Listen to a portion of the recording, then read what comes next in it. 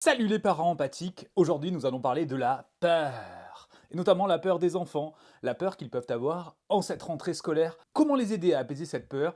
Je vous invite à écouter Sophie Lemilour, sophrologue et créatrice de la bulle des émotions, tout de suite, et on se retrouve après pour faire le point.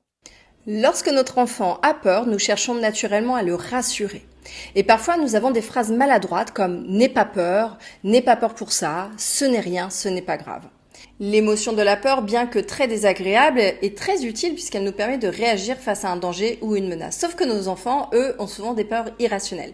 Donc comment faire nous parents pour les accompagner? Je vais vous proposer deux exercices de sophrologie. Le premier qui va permettre à votre enfant de se libérer de toutes les sensations désagréables de cette peur et le second exercice qui va lui permettre de se rassurer. Je vous fais voir tout de suite à quoi ça ressemble.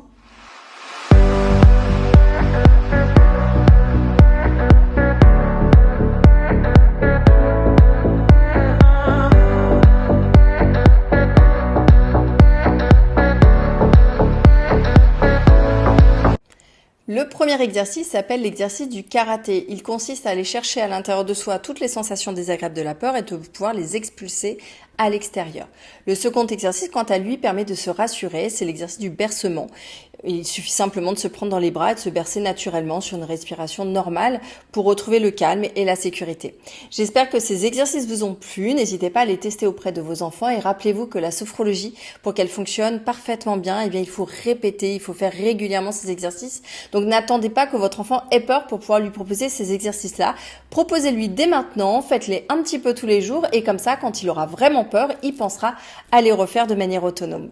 N'hésitez pas si vous avez des questions à commenter cette vidéo et je vous dis à bientôt. Voici donc un résumé de cette vidéo. Premièrement, il est important d'aider les enfants à accueillir cette émotion et peut-être de nous donner ce droit, nous aussi, en tant qu'adultes, parce que nous avons pu entendre ces expressions anti-émotion que nous rappelait Sophie, comme n'aie pas peur, tu es trop grand pour avoir peur, etc. Donc nous redonner ce droit et octroyer ce droit aux enfants. Deuxièmement, nous pouvons utiliser des stratégies de régulation comme celles qui ont été montrées par Sophie, et à vous également d'adapter et de donner la parole à votre enfant pour, pourquoi pas, construire une roue des choix sur des stratégies de régulation de la peur. La peur est une émotion utile, rappelons-le aux enfants. Cette émotion nous préserve et nous permet de rester en vie. Simplement, il y a des peurs qui sont rationnelles et des peurs qui sont irrationnelles.